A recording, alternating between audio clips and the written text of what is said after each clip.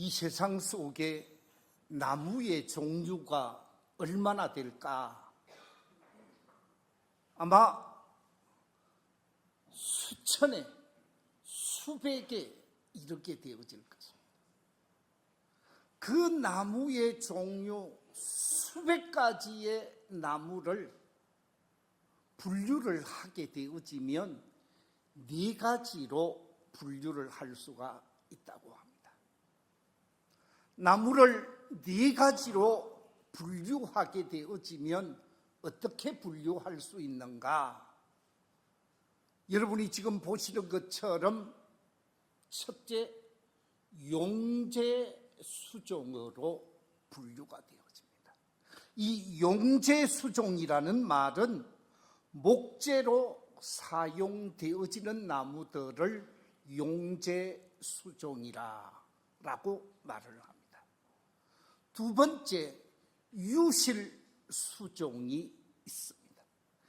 열매를 통해서 그 가치를 나타내는 나무, 열매로 자신을 드러내는 나무를 유실수종이라고 말을 하고, 세 번째, 조경수종이라고 해서 정원에 심어 놓든지 거리에 심어 놓든지 심어 놓고 자라가는 모습을 보면서 사람들을 즐겁게 하고 사람들이 좋아할 수 있는 나무, 그 나무를 일컬어서 조경수종이라고 말을 합니다.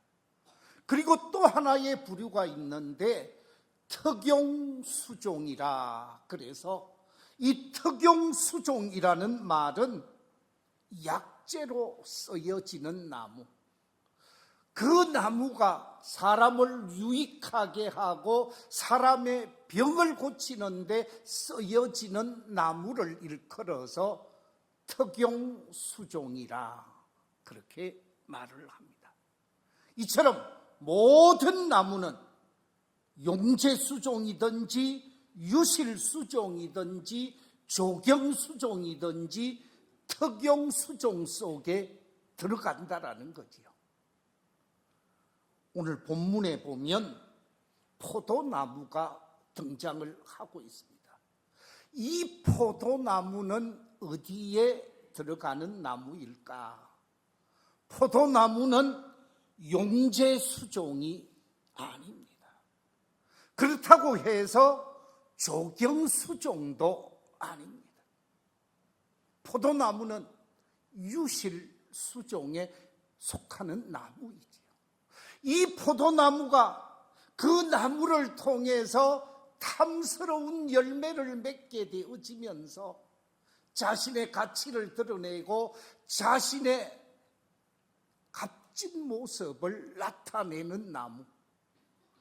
여러분, 포도나무의 가치는 전혀 없습니다. 만약에 열매를 맺지 않는 포도나무라고 하면 그 포도나무는 땔감으로도 별 효용 가치가 없는 나무라는 거예요. 오직 한 가지, 열매를 통해서 극상품 포도나무를, 포도송이를 통해서 가치가 있고 사람들로부터 사랑을 받을 수 있는 나무라는 거지요. 오늘 본문에서 포도나무 비유를 통하여 주님께서 우리에게 말씀을 주고 있습니다. 이 포도나무 비유를 통해서 우리에게 무슨 교훈을 주시고자 할까? 오늘 이 본문 속에서 포도나무를 통한 영적인 교훈이 무엇일까? 그것은 다름이 아니라 이 자리에 계신 우리 모든 성도님들 한 분 한 분이 하나님의 정원에 심겨져 있는 포도나무의 무엇이라고요? 가지라고 말씀하고 있습니다. 자, 오늘 본문을 한번 볼까요? 5절을 같이 한번 읽어보겠습니다. 5절 말씀 시작. 나는 포도나무요 너희는 가지라. 그가 내 안에, 내가 그 안에 거하면 사람이 열매를 많이 맺나니 나를 떠나서는 너희가 아무것도 할 수 없음이라. 나는 포도나무요 너희는 가지라. 그러면서 우리 성도님들 한 분 한 분을 예수님이라는 포도나무, 하나님의 정원에 심겨진 이 예수라는 포도나무에 붙어있는 하나의 가지라고 말하고 있습니다. 저를 한번 따라해 주시면 감사하겠습니다. 나는 포도나무 가지입니다. 한 번 더 하겠습니다. 나는 포도나무 가지입니다. 믿으시면 아멘. 그렇습니다. 우리는 예수님이라고 하는 포도나무에 붙어있는 하나의 가지라는 사실입니다. 내가 예수님께 붙어있는 포도나무 가지라는 사실은 나를 통해서, 가지인 나를 통해서 예수님은 포도송이를 기대하고 있습니다. 좋은 포도송이, 극상품 포도송이를 기대하고 있다라는 말씀입니다.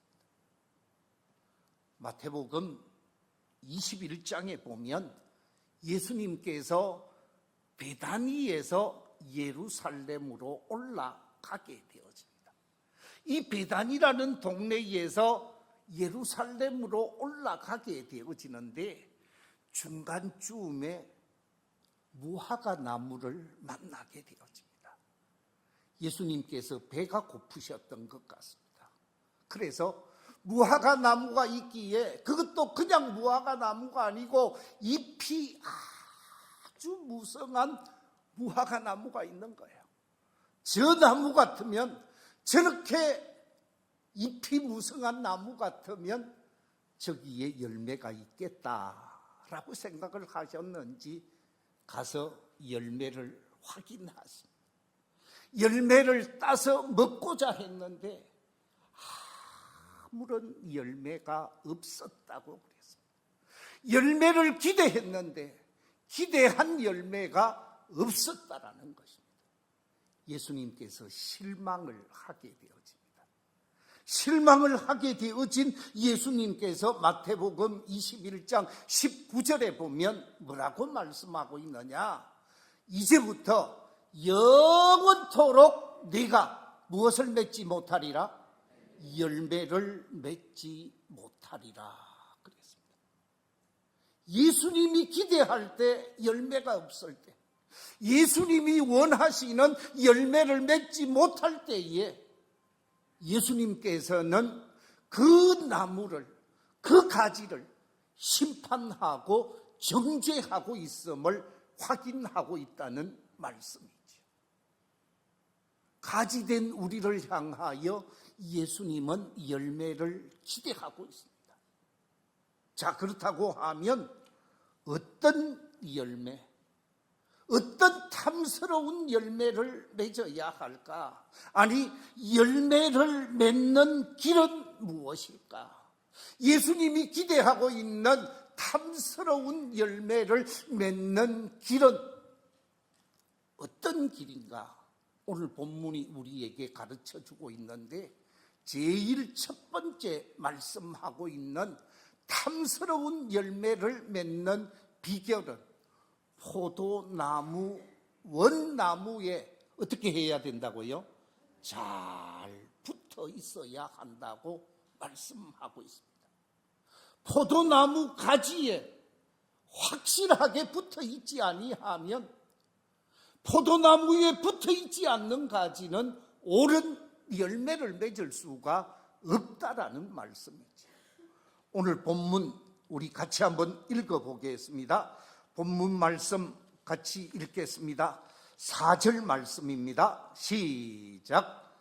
가지가 포도나무에 붙어 있지 아니하면 스스로 열매를 맺을 수 없음 같이 너희도 내 안에 있지 아니하면 그러하리라. 포도나무 원둥치에 붙어 있지 아니하면 열매를 맺을 수 없다는 말씀. 여기서 말하고 있는 복된 열매를 맺기 위해서는 반드시 붙어 있어야 하는데 붙어 있지 않다라는 말씀은 무엇을 나타낼까요? 붙어 있어야 된다라는 말씀을 오늘 본문 속에서 말하기를 내 안에 있어야 한다. 내 안에 있을 때 열매를 맺을 수 있다라는 말씀으로 설명하고 있습니다. 붙어 있다라는 말은 내 안에 있어야 한다라는 것입니다. 그렇습니다. 예수 그리스도 안에 있어야 예수님이 원하는 열매를 맺을 수 있습니다.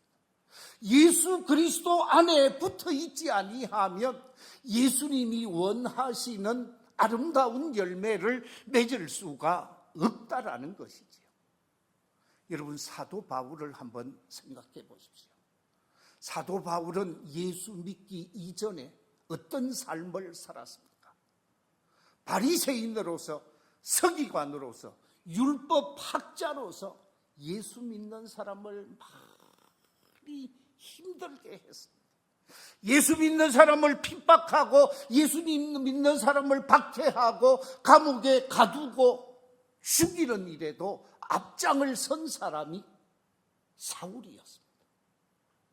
이 바리새인 사울이 예수 믿는 사람을 핍박하고 박해하고 죽이는 데 앞장을 섰다고 자기 자신이 스스로 고백하고 있는 말씀이 디모데전서 1장에 기록되어진 말씀입니다.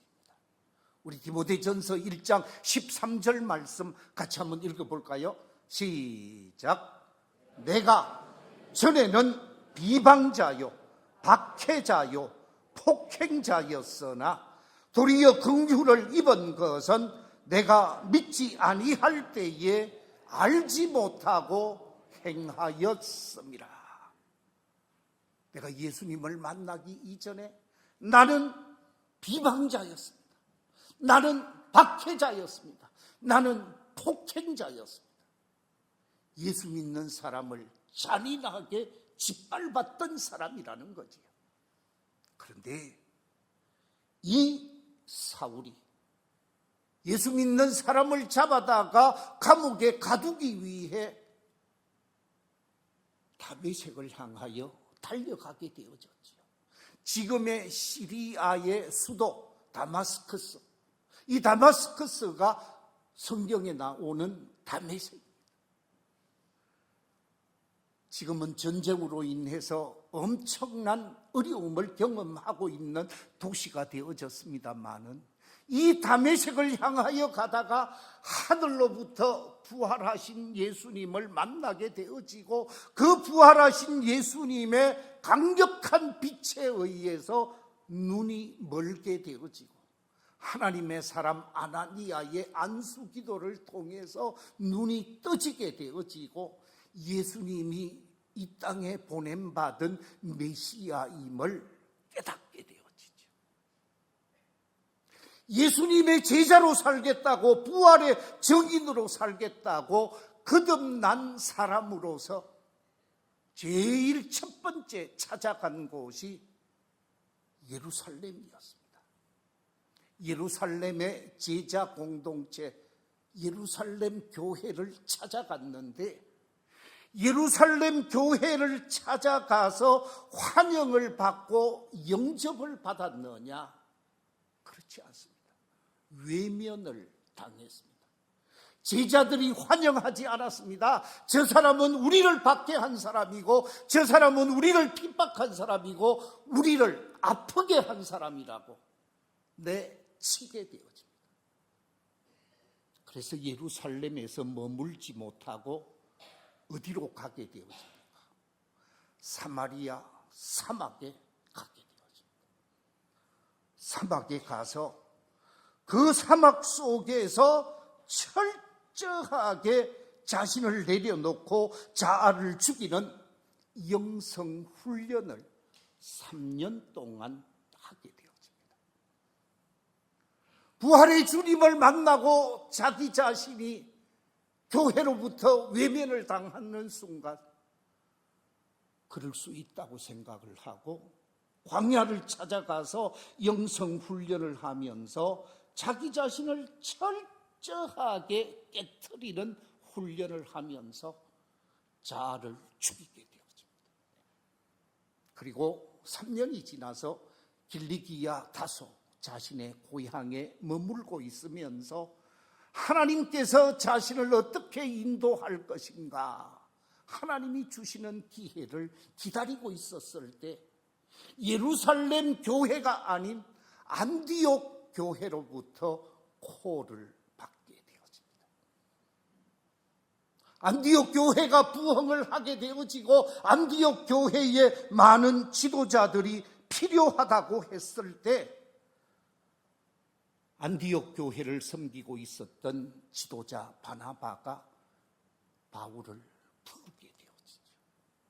그리고 안디옥 교회에서 다시 예수 그리스도를 위한 사명자로서 사역을 시작하는데 밤낮을 가리지 아니하고 예수 안에서 완전히 거듭난 사람으로 열심히 헌신을 하게 되어지면서 인정을 받게 되어지고 인정받는 신앙인이 되어지면서 안디옥 교회가 사도 바울을 선교사로 최초로 파송하는데 그 교회 담임 목회자였던 바나바와 함께 파송을 해서 선교사의 사역을 감당하게 되어집니다.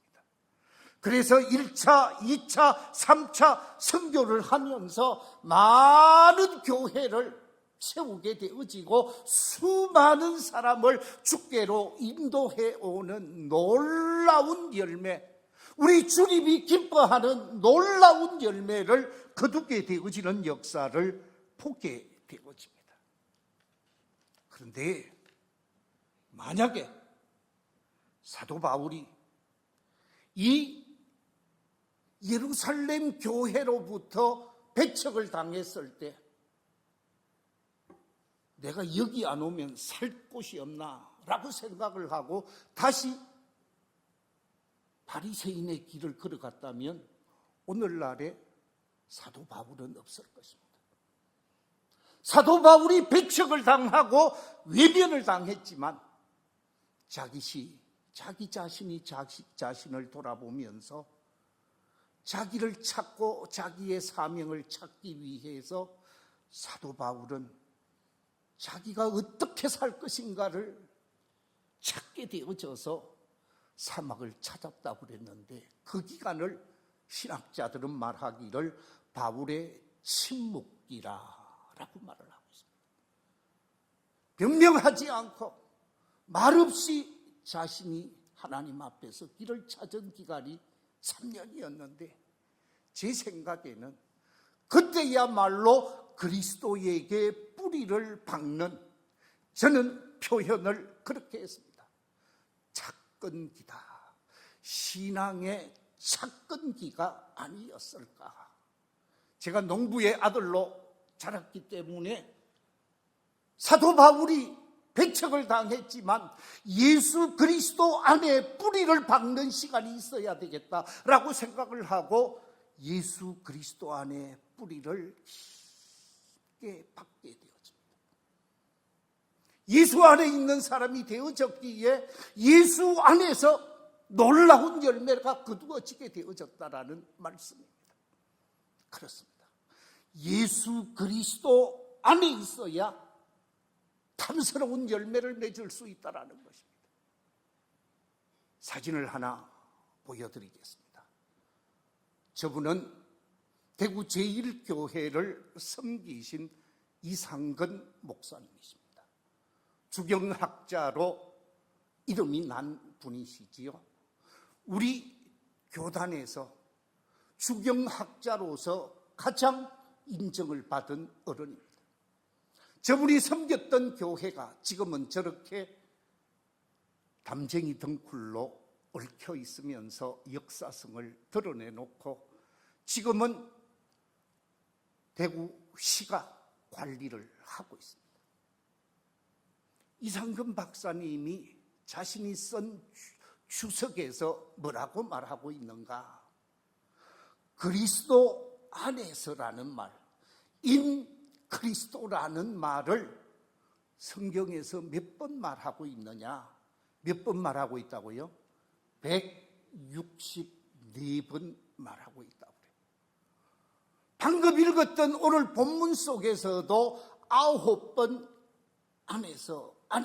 안에서라는 말을 8절 속에 9번이나 말하고 있습니다. 예수 그리스도 안에 있어야 참된 열매를 맺을 수 있다라는 거예요. 그래서 그리스도 안에 있다라는 말은 예수 그리스도에게 완전히 사로잡힌 사람을 의미하고 예수 그리스도를 참된 주인으로 나의 왕, 나의 주로 믿고 모시고 섬기는 사람을 믿음의 사람, 그리스도인이라고 말하고 있습니다.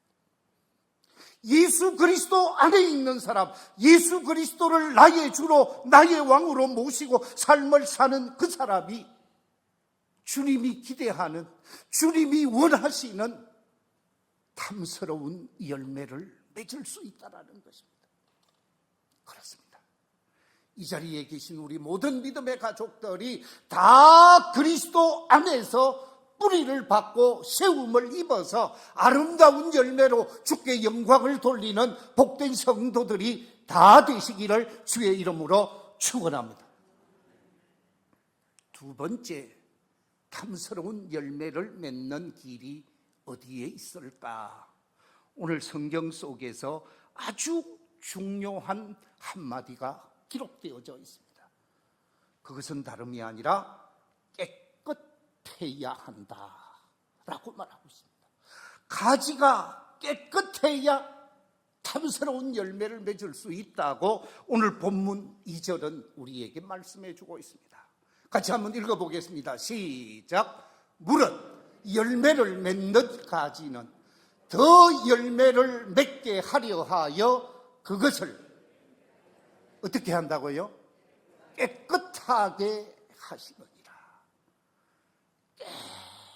깨끗한 가지가 되어져야 많은 열매를 맺고 주인이 원하는 열매를 맺을 수 있다는 거예요. 그렇습니다. 오늘 이 말씀을 나누면서 제가 사진을 하나 보여드리겠습니다. 4,500송이, 그 그림은 나중에요, 방송실. 4,500송이 포도송이가 달린 저 포도나무를 전에 한번 설교할 때 인용을 한 바가 있습니다. 그때 말씀드리지 않은 부분을 제가 좀 말씀드릴게요. 저 나무 하나가 땅을 몇 평을 차지하고 있는 줄 아세요?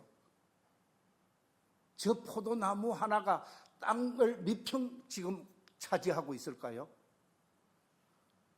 300평의 한 그루랍니다. 300평의 한 그루. 더 놀라운 것은 저 한 나무가 1년에 적으면 얼마? 2천만 원. 많으면 한 그루가 얼마? 3천만 원. 그러니까 기자가 찾아가서 효자 중에 효자네요. 그러더라고요. 이야, 한 그루 포도나무를 통해서 3천만 원, 2천만 원 수확을 거둔다라는 거예요. 작게 달리면 4,000송이, 많이 달리면 4,500송이. 올해도 4,000송이가 더 달렸다고 제가 확인을 하고 올라왔습니다. 여러분 한번 생각해 보십시오. 그런데 저렇게 많이 달리는 포도나무 가지가 병이 들면 그렇게 달릴 수 있습니까? 불가능한 거예요. 가지가 깨끗하다라고 하는 말은 다른 말로 건강하다라는 거예요. 건강한 몸이 되고 건강한 가지가 되어져야 많은 포도를 달 수 있다는 거죠. 다시 말해서 영적으로 건강한 사람이 영적인 아름다운 열매를 거둘 수 있다는 거예요. 내 속에 불순물이 있고 내 속에 안 좋은 것이 있고 내 속에 더러운 것으로 가득 차 있다고 하면 결코 아름다운 열매를 맺을 수가 없다라는 말씀입니다. 예수 그리스도의 십자가 보혈을 통해서 죄 씻음 받은 심령이 되어졌는데 우리가 예수 그리스도를 통하여 정한 심령이 되어지고 그 정한 심령이 죄악의 문제를 다 드러내고 정결한 심령으로 말씀이 우리의 심령을 날마다 변화시키고 성령이 우리의 마음을 날마다 새롭게 하면서 말씀과 성령이 우리를 정결하게 새롭게 건강한 심령으로 변화시켜 갈 때에 그 심령 속에 가지가 건강해지고 그 건강한 가지를 통해서 많은 열매가 맺혀지게 된다는 말씀입니다. 시인은, 말씀을 받은 시인은 이렇게 말하고 있습니다. 시편 119편 103절 말씀에 주의 말씀의 맛이 내게 어찌 그리 단지요. 내 입에 뭐보다 더 달다고요? 꿀보다 더 다니다. 말씀이 꿀송이 같고 말씀이 생명수가 되고 말씀이 영의 양식이 되어져서 우리의 심령에 더럽고 추하고 냄새나고 부패되어진 것 다 없애고 우리의 심령이 새롭게 되어지고 우리의 심령이 거듭나게 되어지고 은혜로 충만하고 성령으로 충만하고 말씀으로 충만하게 되어질 때 그 사람을 통해서 하나님이 기뻐하는 성령의 열매가 맺게 되어지고 의의 열매가 맺게 되어지고 진리의 열매가 맺게 되어지고 생명의 열매가 맺게 되어진다는 말씀이지요. 바라옵기는 이 자리에 계신 우리 모든 성도들이 영적으로 건강한 심령이 되어져서 하나님이 원하시는 아름다운 열매, 탐스러운 성령의 열매를 많이 맺어서 복 있는 삶을 사는 복된 가지들이 되시기를 주의 이름으로 축원합니다.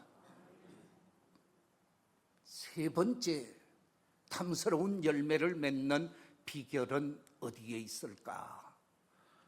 오늘 성경 속에서 그렇게 말씀하고 있습니다. 잘못된 것, 포도나무에 붙어 있어서 해가 될 만한 것 다 제거해야 된다고 합니다. 그래야 탐스러운 열매를 맺을 수 있다는 거예요. 자, 오늘 본문 2절 한번 읽어보겠습니다. 시작.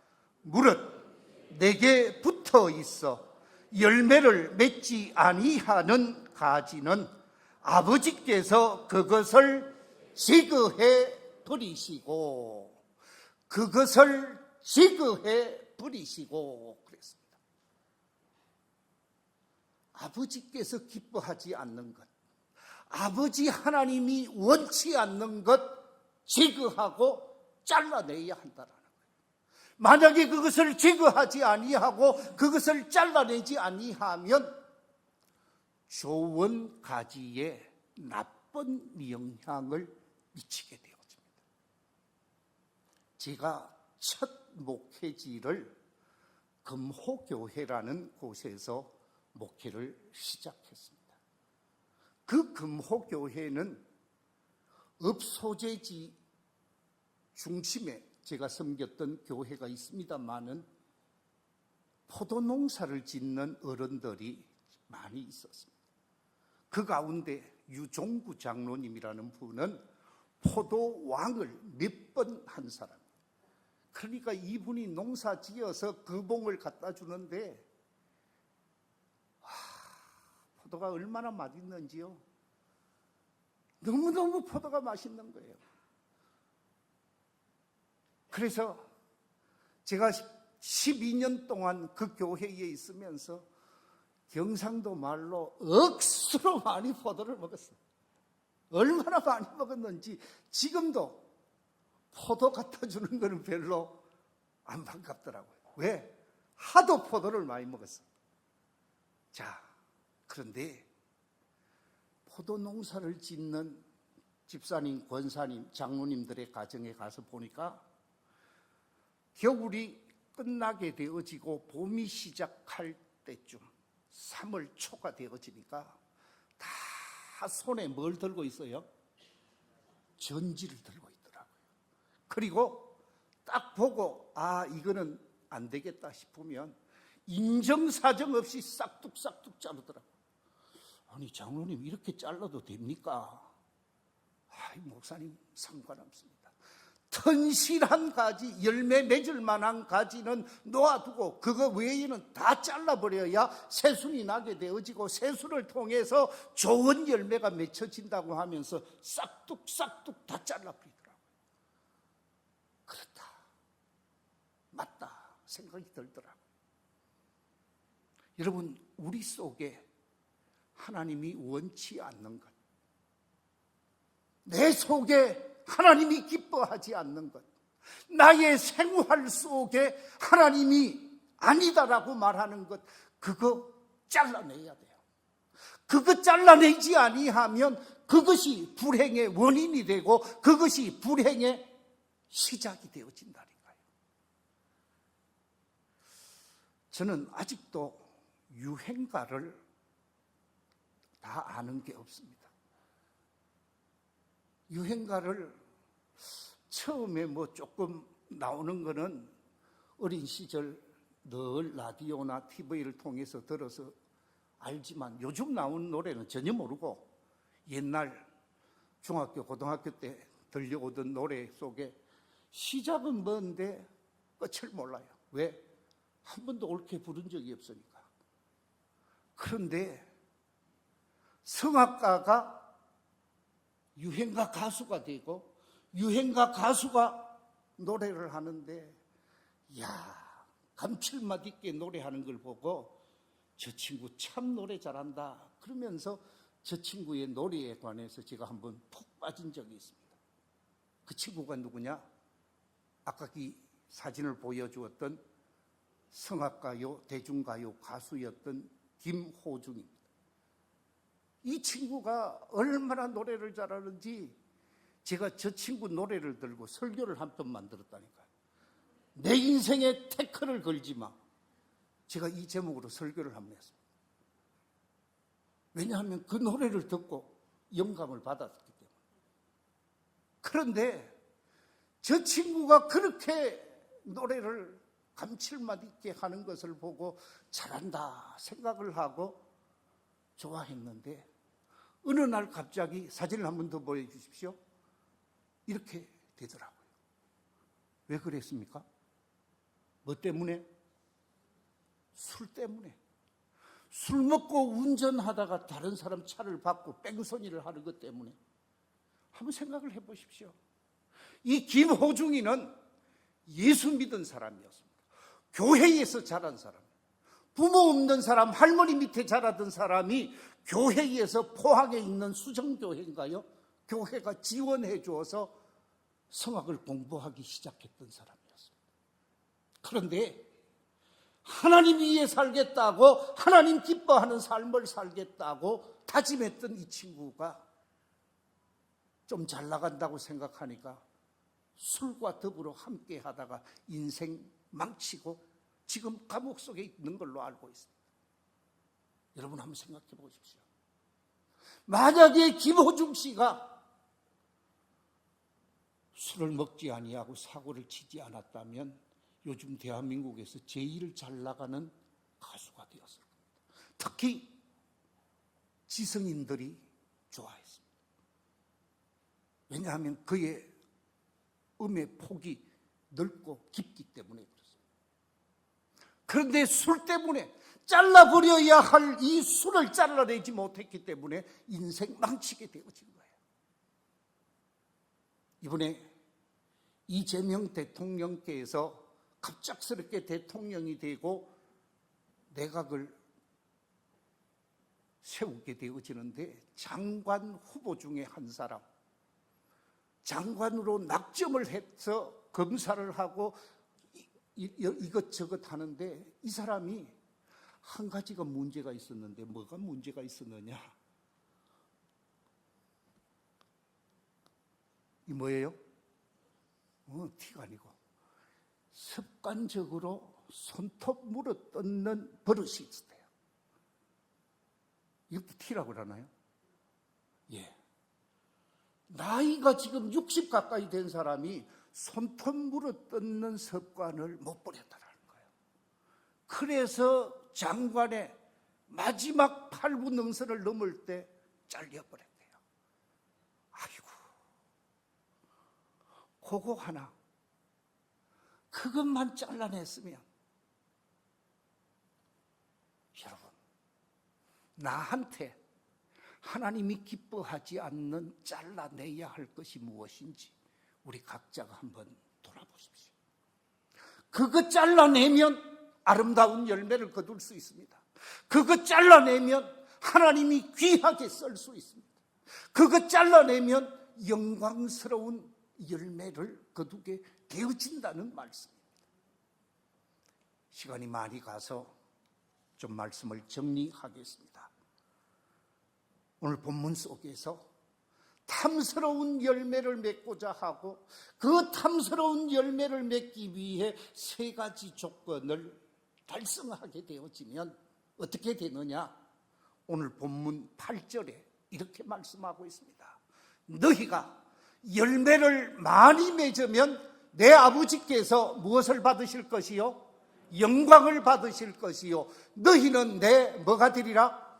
제자가 되리라. 탐스러운 열매를 맺을 때 제자가 된다고 말하고 있습니다. 탐스러운 열매를 드러낼 때 하나님께 영광이 된다고 말씀하고 있습니다. 여러분은 소요리 문답 공부를 해보셨을 것입니다.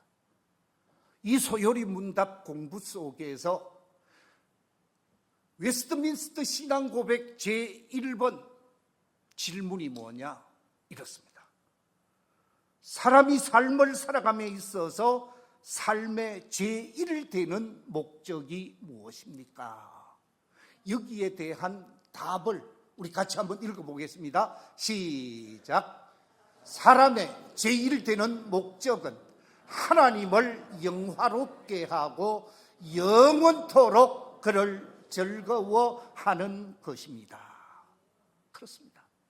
사람의 제1 되는 삶의 목적, 하나님께 영광을 돌리는 것입니다.